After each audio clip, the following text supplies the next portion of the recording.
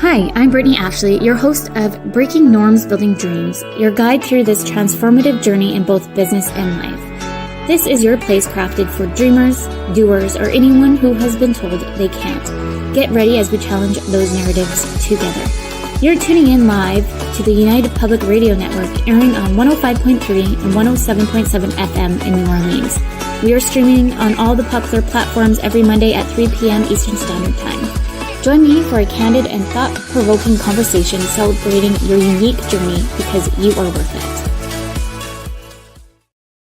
Hello, everyone. Happy Monday. I'm so excited to be with Jenn today. Hello. Show. Thanks so much for having me. Yeah. As some of you might know, hopefully, that we're on Monday. Again, welcome to Breaking Norms, Building Dreams. I'm your host, Brittney Ashley, and we are broadcasting live on the United Public Radio Network and UFO Paranormal Radio Network on 105.3 and 107.7 in New Orleans. So excited to escape the next hour with Jenn today. Yeah, I'm very excited to chat.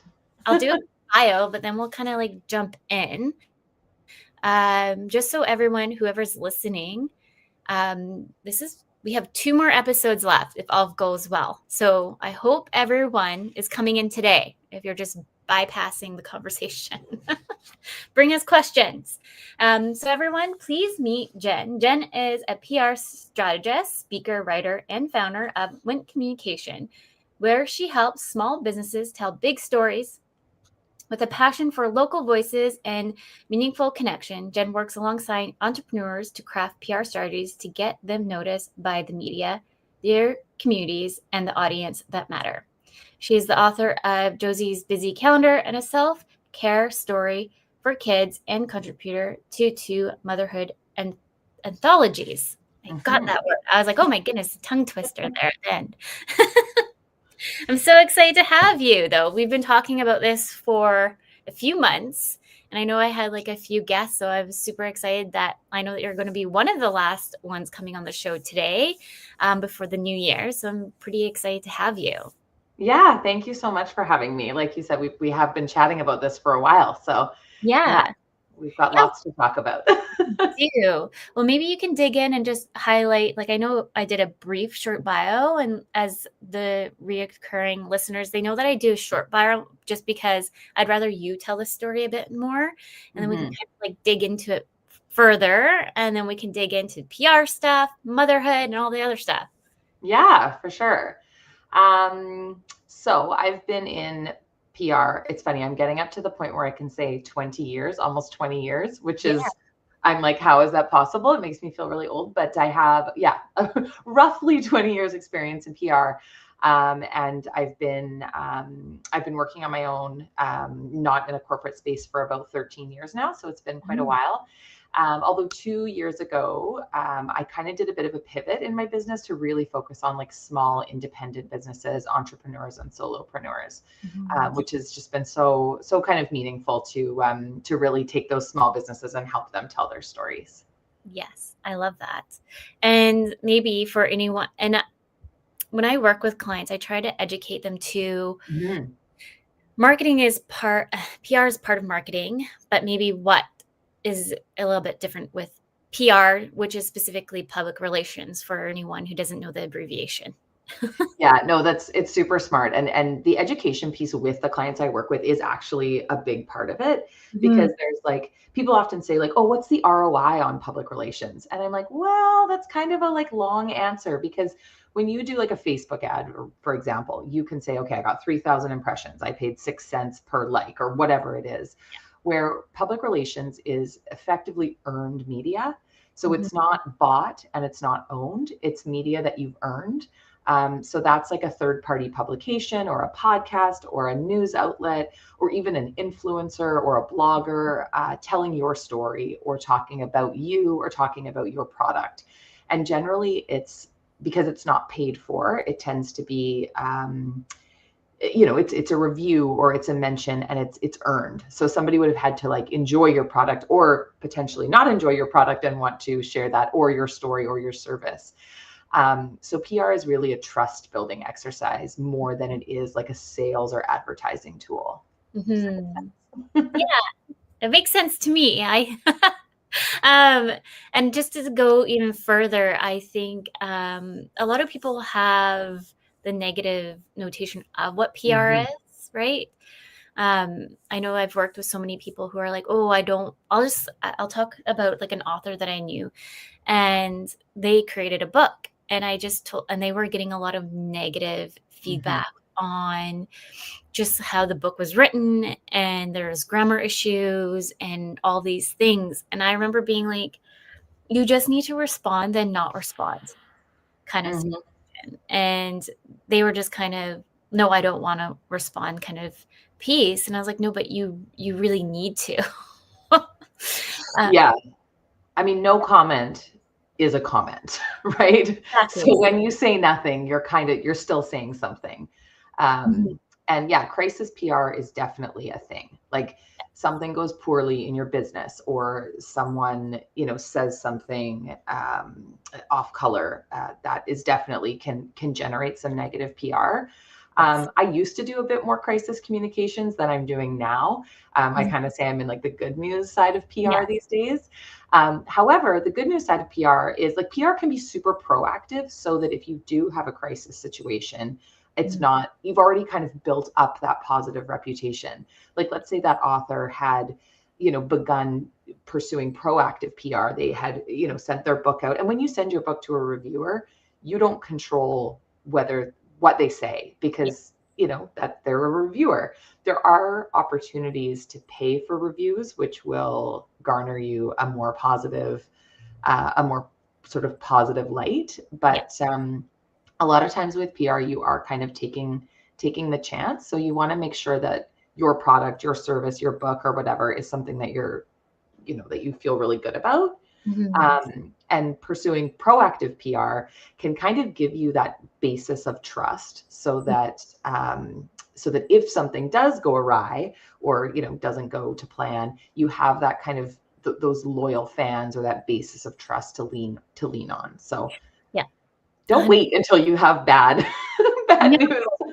even too, if something happens, like there's two sides to every story, right? Mhm. So you would hope that whatever client and or reader or whichever will kind of dig into the different kind of reviews and take their own opinion and then go for it or not.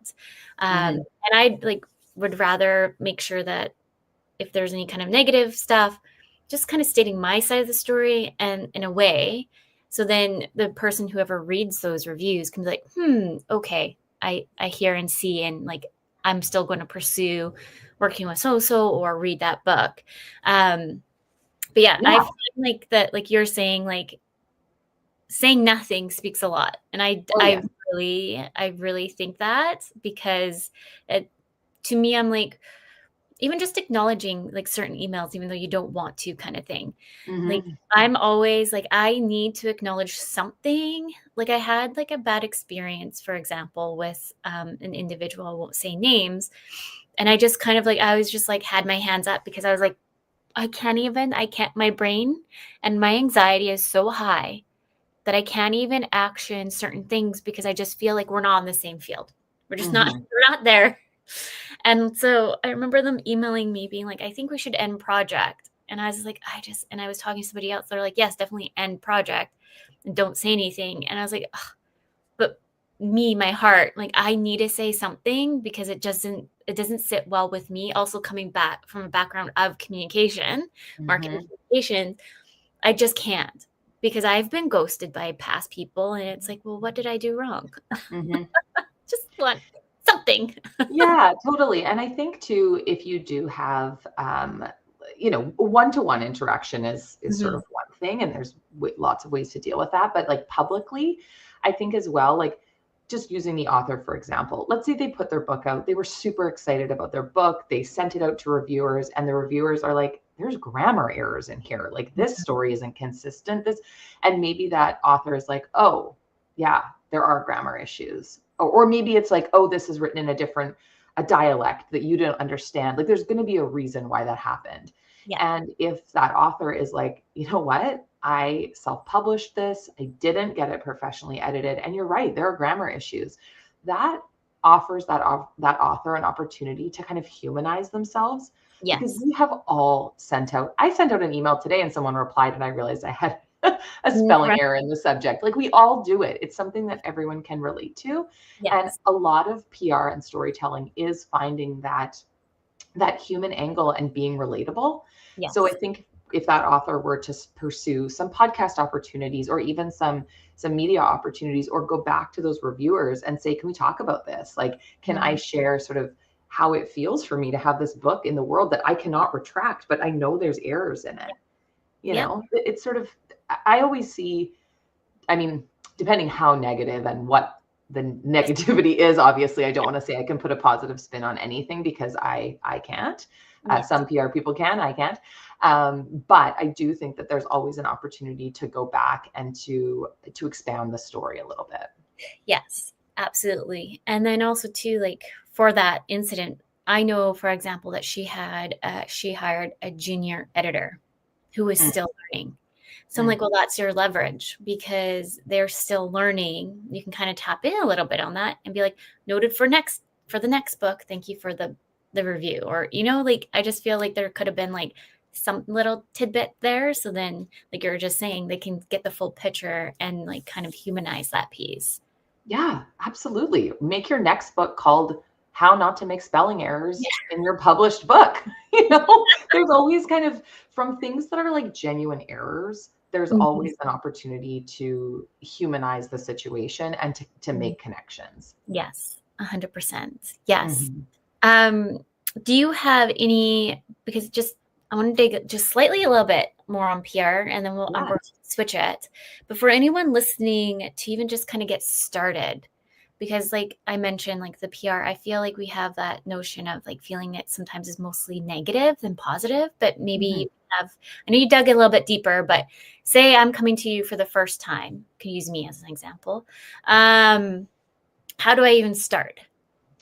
Yeah, and there's this like myth that to get PR, you need to be, famous, or you need to have like a huge budget, or you need to have like, a celebrity spokesperson or something. You Yeah. totally don't.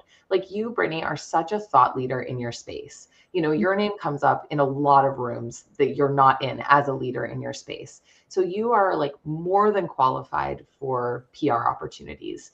So I Mhm. think to back up a little bit, when people say to me, I'd love to pursue some PR, my number one tip, my first step, start here, is consume media.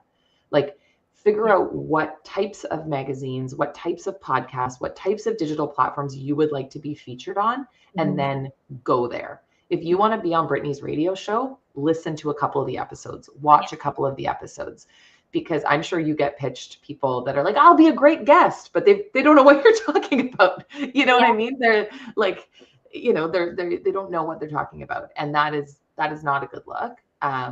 So, before you start putting yourself out for media, you need to understand that platform, understand who the journalists are, understand who the hosts are.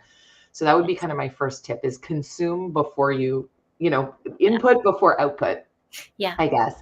And then the next thing is like, just once you've got a publication that you think, oh, wow, I think my story could really add value to this community. I think my story could fit in here. If you were talking about sort of 5 ways to streamline your business, Mhm. or like 6 tips. I'm just trying to think, like, we're kind of nearing the end of the year, right? So a lot of businesses are thinking about, how am I going to improve my operations in 2026?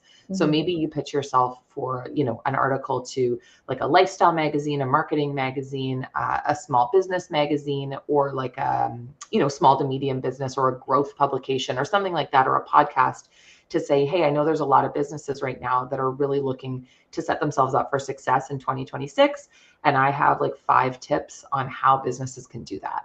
Mhm. Um, and so figure out where is your expertise, and then how can you pitch that story Yeah. to the publication that has the right audience that needs that advice. Mhm. I like that. Thank you for sharing. And I Yeah. I find like there's just so much noise out there. It's hard to kind Mhm. of hone in where you want to go. And I feel like there's a spot for everybody for PR. We just need to figure Totally. where where to show up and why. Yeah. And like the worst thing that you can do, we call it spray and pray, but the worst thing you can do is be like, hey, I'm Brittney. I have 5 reasons entrepreneurs need a VA in 2026, and then BCC 100 journalists. Yeah. If that is not going to get you a Yeah. reply, they know that you've done that. The way to approach PR would be to, if you want to go to a digital publication, to say, hi, Stuart. I saw that you wrote last week on 5 tech tips for entrepreneurs. My name is Brittney. I specialize in helping businesses streamline their operations to maximize their output. And I wondered if you'd be interested in 5 tips on that. So you're saying you're sending it to an individual and you're acknowledging, hey, I read this piece that you wrote last week and I really liked this coming out of it. This is what I think I can add to the conversation. And that's going to get you a lot further than spraying and praying like 100 random journalists without using their names. Yes. And it also too shows that you've done a bit of your research to understand who they are. I've been on a few podcasts where I even just like throwing it back to me and I'm like, I should have done some research. And I felt so uncomfortable when I went in on it too, like at the general conversation. And after the fact, like, why did I do that? I'm like, I hope that doesn't like, it was a fine conversation, but I felt like I was getting like pinpoint over here. And that's not like how I wanted like the brand to show up maybe, or how I wanted to show up, because I was kind of thrown off. So I like how you're saying like, do your like due diligence and like research and like make sure you know who you're talking to too. Yeah. And the other reason that you do want to do that research and make sure, like I was quite comfortable coming into this conversation today because I've listened to this show, I've watched some of the videos back, and I knew what to expect. You know what I mean? Yeah. But the other reason that you want to make sure that you're well prepared is because it is earned media a lot of the time. If it was like a paid ad or something like that and you got to really control the message, that's different. But you want your brand to show up in the best way possible, and you really want to position yourself as that thought leader. And if it doesn't go well and you end up sort of sounding kind of sloppy or something like that, which I'm sure you didn't, but if you had, then that, that is what it is. That person is there for that interview. They'll take what they want from it.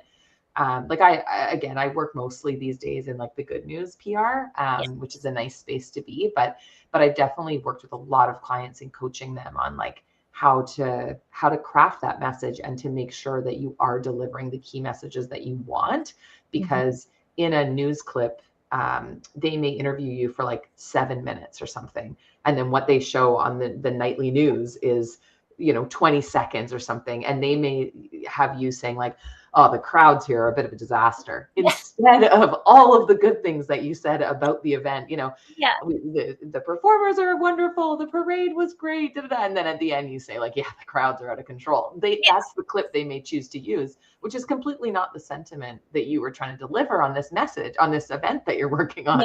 But, because it's an earned placement, you don't get a lot of control in what's used. Yeah, even just taking it like a different way too. Like you even just see on like just some of the content that's out there, like the clips. Unfortunately, like a lot of people want to take the negative pieces because it does get more bait. Yeah, definitely. And that's the thing, is you want a hook that media is going to appreciate. And you and I had talked a little bit before. I'm kind of switching gears a little bit, so put me back on track if I'm going the wrong way. But we had talked a little bit about like perfectionism and how to like really like kind of grapple with how to show up perfect. And what I always say to clients is nobody wants to hear a perfect story. If my story is like, well, I pursued a career in PR and I did some education and then I got some work experience and everything's been so wonderful, you're like, that's not interesting. I don't want to hear from her. People don't connect with perfect stories. So it's actually not to your advantage to be perfect. It's to your advantage to be human, authentic, and to have something that people can connect with. 100%. Like I just did an event on Friday, and I just kind of more or less like, it was like how to step more in the spotlight in camera. So either through photography or video. And I talked a lot about the imposter syndrome pieces, but then also being true to your authentic self, because I do think that we get lost in today's society with everything that's out there, all the noise. And we forget sometimes along the way of who we are and who we want to be, because we have all, especially for moms, like we have all of these things coming at us and we just don't even like sometimes just put our hands up and just like, I'm done. And who you want to attract. Exactly. If I stand up here and tell a bunch of lies about myself and say how in control I am and perfect and wonderful I am, I'm not going to get the audience. I'm not going to get the clients that are the right fit for me. Do you know what I mean? So when you're inauthentic, you attract inauthenticity, and it doesn't work out well for anyone. No. And a lot of us start our business in hopes to probably work with our ideal, like the people that we want to work with. Like we go away from that corporate or whichever kind of lifestyle so we can build a business that fills our cup too. So if we're attracting the individuals that we're not in alignment with, like we're not going to feel in alignment as a whole. Totally. Yeah.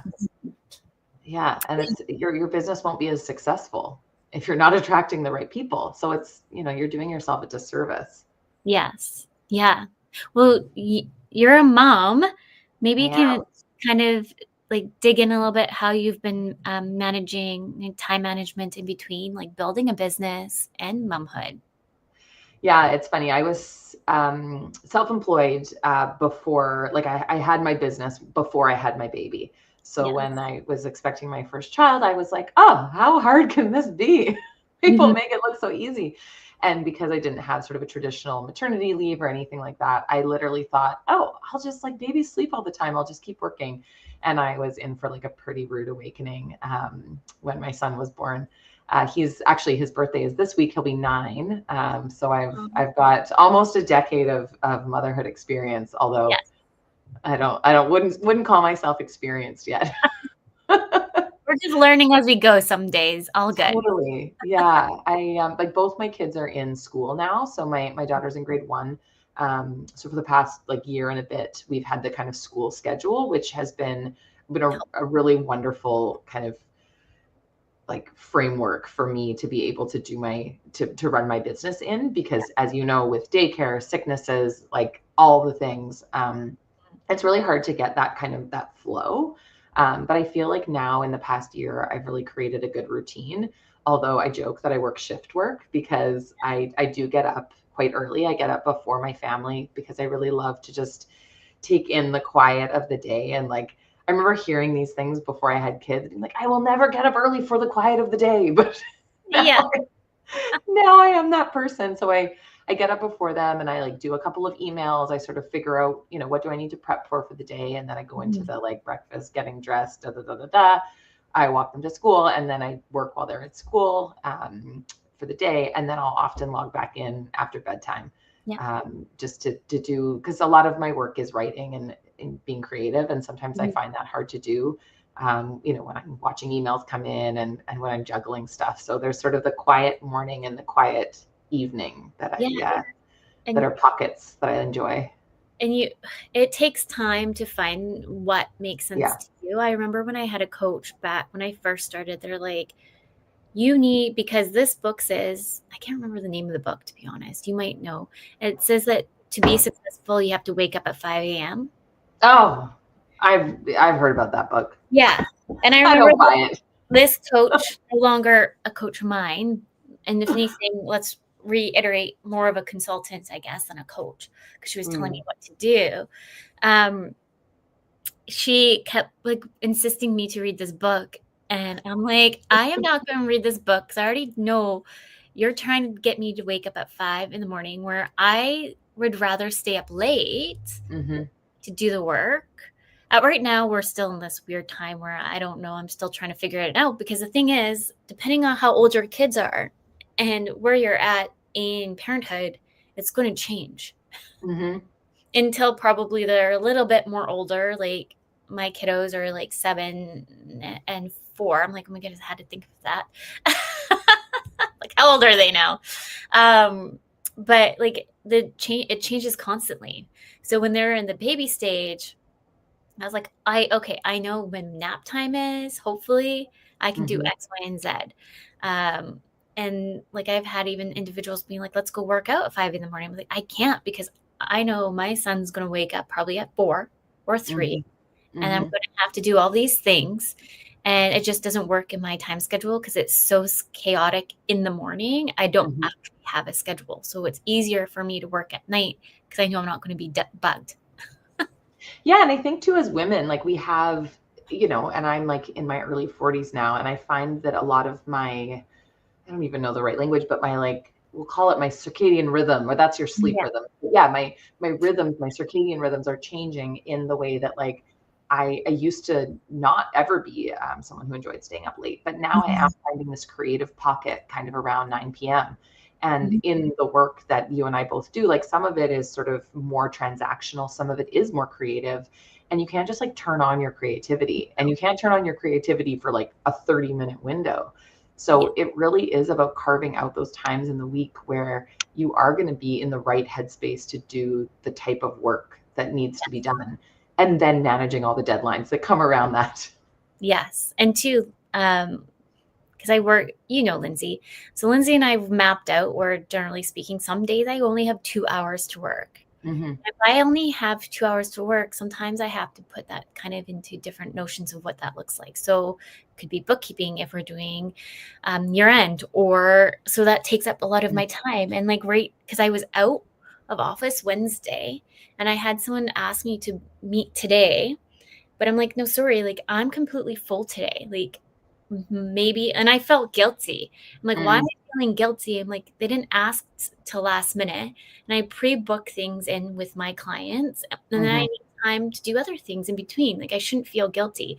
So like for me, for boundaries, I'm still working on it Oh because I'm yeah. still such a people pleaser. But I'm like, no, like you have these days over here available, push it over there. If there's a pushback, like Mm-hmm. you have the right to also stand up because you're swamped today. Yeah. Yeah. I mean, boundaries and guilt are an ongoing struggle. Yes, 100%. Yeah, Yes. We're definitely. already, because we're already midway almost, like a few minutes there. So I'm just gonna say this for anyone listening. Yeah. We're midway into the show, so welcome to tuning into Breaking Norms, Building Dreams. We're live on the United Public Radio Network and UFO Paranormal Radio Network on 105.3 and 107.7 in New Orleans. Because sometimes when we're in mid conversation, it's hard for me to stop and say that. But yeah, so motherhood and about like I'll just kind of full circle on that a little bit. But I feel like I just really want to hit this for any parent listening Mm-hmm. that you are the master of your own time and make the time that makes sense to you, because there's so many books out there that are out there because they say, like I was just saying, like you have to be up at 5 a.m. to make a multi-million-dollar company. No, I think it comes down to passion. So if you're passionate about your business and you want that to be successful, like build it like the timelines around you and what works. Absolutely. And also the sustainability of decisions like that, Yes. and the seasons. Like, as you know, like there's the baby season, there's like a toddler season, there's seasons that are more predictable. I feel like, knock on wood, I feel like I'm in a season right now that feels a lot more predictable than it has been the last few years. And Hmm. that allows me to make different decisions when it comes to like when I get my exercise in, when I'm working, when I'm not working, you know. Mhm. So I think there's like maybe there is a 5 a.m. season, but it's just not right now because I would Yeah. be too tired. I feel like I'm like, would I ever be a 5 a.m. person? I don't know. And maybe not. I used to be. Mm. And so, because I worked at the ferries, so Okay. the ferries that went to Port Angeles, and we would have to be up. Like I would have to be up at 4 a.m. to be there for 5 open. And then when I used to, and because I worked in a lot of industries, another industry, I was at like Painter's Lodge up island, and we would have to be there before the fishermen to make their coffees. Oh my So I'm like, goodness. I feel like I did my job. So maybe that season's over for you. I did my time. I did my 5 a.m., 4 a.m. shifts. And I'm just like, I like sleep in the morning. Yeah, and like now I feel like I'm getting into a little bit of a season like where I'm spending more time, and this isn't necessarily a good thing, but I'm trying to kind of make it work for me. I'm spending more time in the car. Like I'm driving my kids to baseball practice or whatever. And then, it's an hour-long practice, so you have kind of like 50 minutes between drop off and pickup where, it's not really enough time to get home, but maybe it's time enough to get to the grocery store. But so I've been trying to like save tasks like work or personal tasks that I can do sitting in the car for 50 minutes. And I have like this notebook that I carry around that's like into like, okay, if I have like periods of like block periods of like what I call like deep thinking, do these tasks. If I have like, light thinking, car time, that kind of thing, do these tasks so that I can be a little bit efficient with the pockets of time and try to choose the work that's going to fit best into those pockets. Yes. And I agree. Like I have my phone on and I quickly check through, like I get a lot of spam in my box Mm. sometimes. And so like I always try to like quickly like look at my phone, for example. I'm like, nope. So when I actually get to the computer and I need to actually respond, I have the top ones right away. Yeah. And then anything that needs to kind of be like, oh, that can wait till tomorrow kind of thing, then I try to filter it. Though I'm also trying to look, I had this conversation with Allie. We were trying to workshop for me is that I have like OCD with my inbox and I feel like I need to respond to everything right away. I Mm. don't know where that came from, but I'm trying, like, get back to the boundaries. I'm trying to teach myself about the boundaries. Like, it's okay if you don't respond to that email right away. If you're out of office and you have your out of office on, they don't expect to hear from you till next week. Mm-hmm. But sometimes I'm like, I just need to respond. I just need. And also, like, I was at an event on Monday and we were chatting about this, and every industry has their little saying about, like, we're not saving babies or we're not, nothing's on fire. And like, for me, it's like, I remember an early boss saying this to me, it's PR, not ER. And that's Mm, always stuck with me that, like, if I don't get back to someone and sometimes with media, like you have to jump on an opportunity or they will go to the next person. So I do keep a really close eye on my phone. But I always try to understand as well, like if we miss one of those opportunities and mm, let's say media is like, yep, we need a spokesperson. We need to talk to Brittney for Small Business Week. That's an amazing opportunity depending on who the outlet is. yeah. And let's say I don't get to that email within an hour or something like that, and you miss that opportunity. Like that sucks for sure. And I would, as your publicist, try to like recover from that and offer an alternative. Yeah. But at the end of the day, no one died. You know what I mean? It's not the end of the world. I was just, well, I was, this is actually going to lead into one of my next questions. Because I was having this conversation in the last show with Allie about like, why are we always in a rush? Like, I Mm, feel like because why am I feeling the need that I have to always drop what I'm doing to respond to emails right away when they come through in, or I like, especially this year, I just feel like we're like pedal to the metal kind of thing. And I feel like I can't even like hold my head up because there's always something happening. And she mhm, said it's probably related to AI because we're all like fast tracking. We want the fast solutions because AI can spit it out to us really fast. And mhm. I think we as humans are just trying to like sustain that in some kind, like trying to understand it, sustain it a little bit. Yeah, I agree. And I think when you were like, if you were to email me, I mean, mine has a thing that comes up like automatic responder or whatever. And if I click that and you get this response from me, that's, you can tell when AI's written something. Yeah. And so you might get your answer, sure. And it depends, it's hard to have this conversation without context, but if you were looking for like, can we change the time of this chat? It was supposed to be at this time. Can it be this time? And my calendar was able to say, yep, that time works great. You get your answer. That's wonderful. But are you, if your question was any deeper than that, are you going to feel connected to me? Are you going to feel like cared about? Are you going to feel like a valued client if Mm-hmm. you get some auto response? And I don't think so. I think you would rather wait. Like I get a lot of clients messaging me and saying, I have an angle or I have an idea, or like, what do you think about this outlet? And like my brain is required. I need to like go through their pitch and say like, oh, we could tweak it in this way, or instead of sending it to this outlet, I think this is a better fit for this one. I think they value that expertise. And so they don't want an automatic response. Because if someone replies automatically, you know that they haven't put a lot of thought into it. Yes. Yep. Good point. Yeah. Yeah. And I find like too, like when you do see something that comes in your focus, like what is that response time? Like really, if you change your train of thought, it's going to be harder to get back into something too. Absolutely. So like changing in and out, like you're losing that process. Yeah. And I've seen a few times lately where I'll get an automatic response from someone that says, hi, thanks for your email. I only check my email twice a day, so you may not hear from me right away or something, which is great. Although I hate the fact that we even have to put those kind of autoresponders on. Yes. That's kind of what I'm feeling right now, though, to be honest. Like, I don't know if it's just Christmas time and everyone just wants a meeting right now.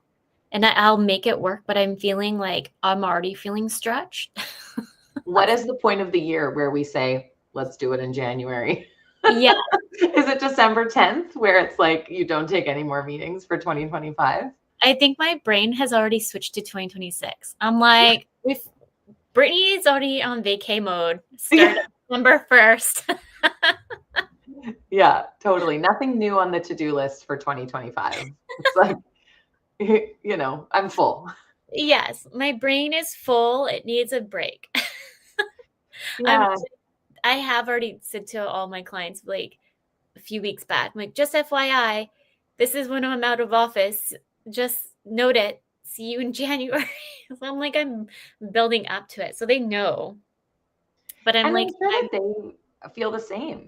They want to go on vacation too. Like, and I think it's important for us to acknowledge that as well, that like, as much as we don't want to be working late or emailing on the weekends, our clients don't really want to get an email on the weekends. Yes, 100%. I think it comes down to like your own boundaries too. But it like right. Because I am such a people pleaser, so I feel like it's just kind of like sometimes it gets out of control. So it's like self-reflection too. You can't please everybody. Yeah. One tool that I've been using, definitely not a PR tool, but I've been using an email scheduler a lot, so that when I am, replying to emails either early in the morning, not at 5, but like maybe at 6, or in the evenings, or potentially on the weekends. If I do a couple of hours on the weekend, I'll schedule it to go out either the next morning or later that day or something like that, because I'm also trying to respect the recipient's boundaries. They don't want to get an email from me at 6 a.m. when it's not urgent. I replied in the time that suited me, and I would like them to kind of have that same opportunity. 100%. Yeah. Question a little bit deeper into the AI, because I feel like we're seeing it from two spectrums of like super panic mode to kind of accepting. Like it's really one or the other. I feel like I haven't seen like some people are just like kind of in the middle of like, let's just see how it goes and go with it, go with the flow. Yeah, it is interesting. A couple of people have said to me like, oh, are you worried that AI will steal your job?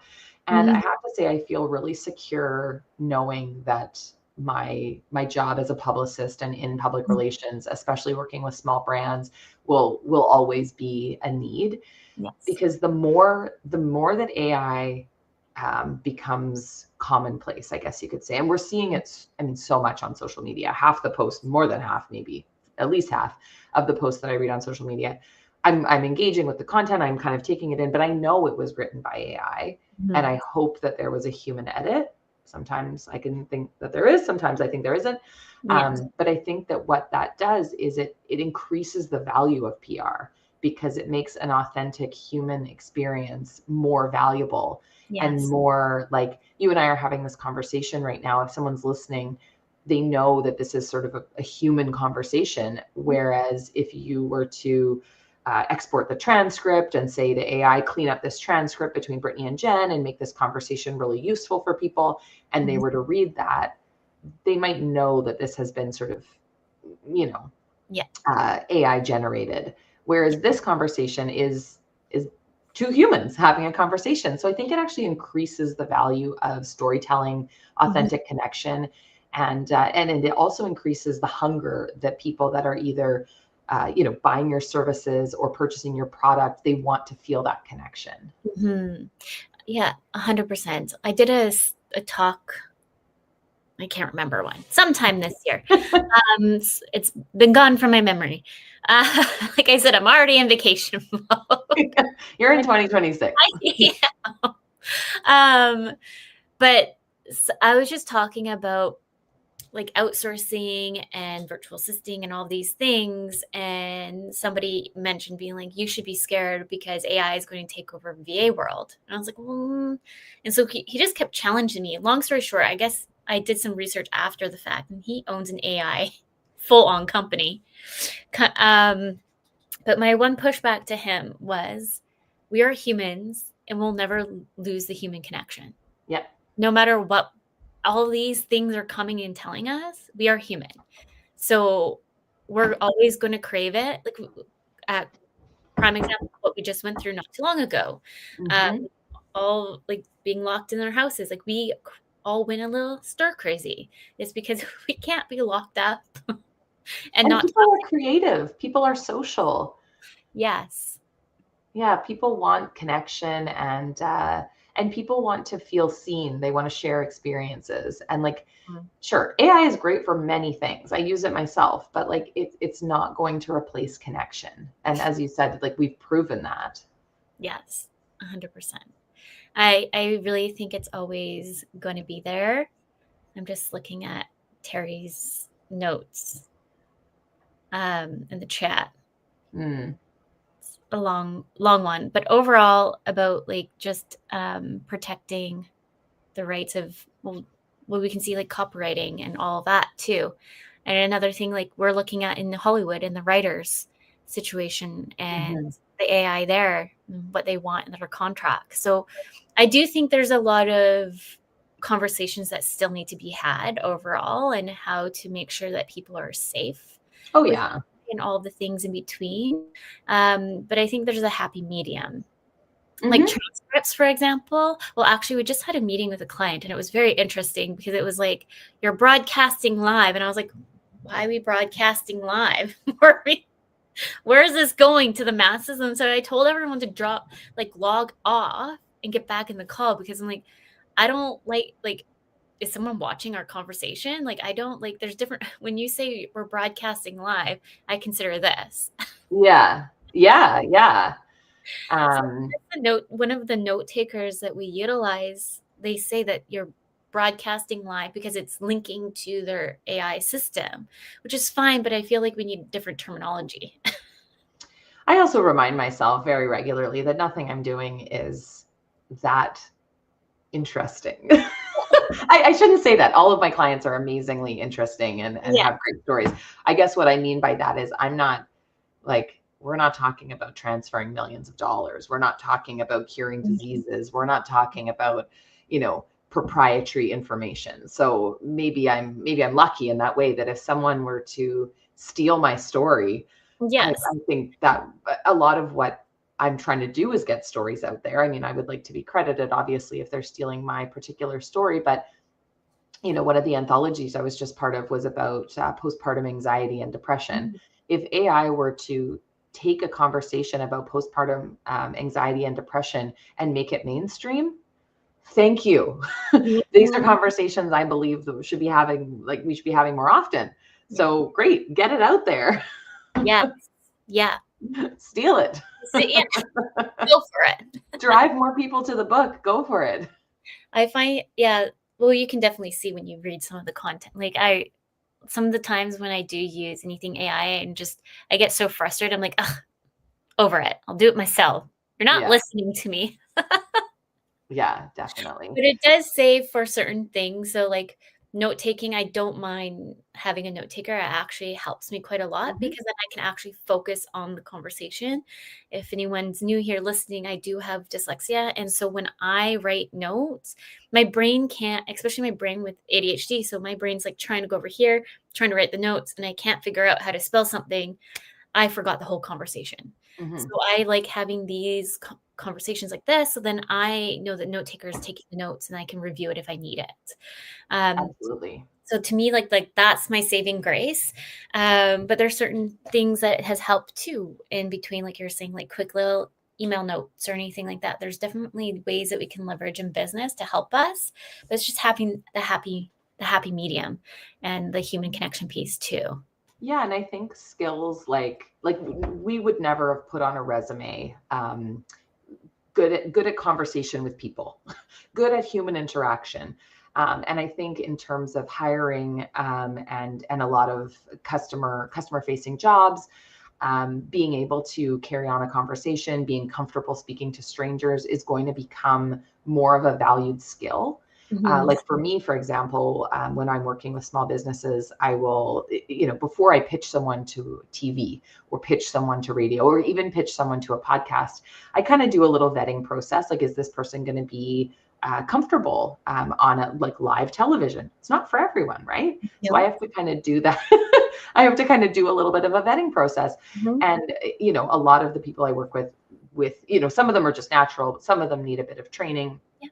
But I think that those types of skills, like being able to work at a trade show, I think everybody should have to work at a trade show for one weekend of their life, because standing at a booth and trying to get the attention of strangers and having conversations and making like small talk, which can sometimes be so boring, is such a valuable skill that AI will never teach us and never replace. So I think the people that are good at interhuman connection, the people that are good at articulating their story, the people that are good at sort of being, bringing authenticity to the table, like those will become very valued skills that in the past couple of decades haven't really been notable skills because we had no other choice.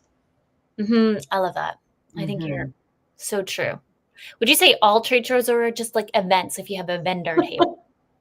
I think everyone, I'm going to make my kids work at a trade show. Just to, there's nothing like just trying to sell something to people who don't necessarily want it. Yeah. No. Just for one weekend. Yes, just try it out and see. No, and you learn a lot too. Like when you're on, like just doing the event, for example. Like I was running around. I was like, "What do you need help with over here?" Like I was just like a vendor / speaker, but I went behind the scenes and making sure, like, because there's a lot to put on an event. Oh yeah. Some things can happen and go sideways. So, I think my background being doing the diploma in tourism hospitality, because they make you like. My diploma, I don't know if it's different in other parts, but this diploma made me be in every single area in the hotel. So then I can have an understanding when I become a manager on how each person can feel and what that kind of like what they experience. So like I was in housekeeping, was in the fish cooler. I was tying up boats. I was fired from that one because the boat went that way. But I've been there and did it and I understand. And so that's where I think where I come from too, from the managing side with teams, I hear from all perspectives and like consider like, okay, you're going through this. How can we help you here? And like, just like the little notations, right? Absolutely. Yeah. And just when someone says like, I was trying to tie the boat up and it went this way, and you're able to offer empathy for that, as opposed to saying like, well, why didn't you just tie it up or whatever? Then it's an opportunity to connect, right? And that is the piece that you can't automate. Exactly. Luckily, by the way, we did get that boat back. Oh, good. His name was Spanky. His Fisher name. He went on out there, and he's the one who fired me. Oh my goodness. Brittney, stick with coffee. Good with that. Like, okay. But we're almost nearing the end. Is there any last minute tidbits you want to share with anybody? I know we didn't get to your book, so any last tidbits?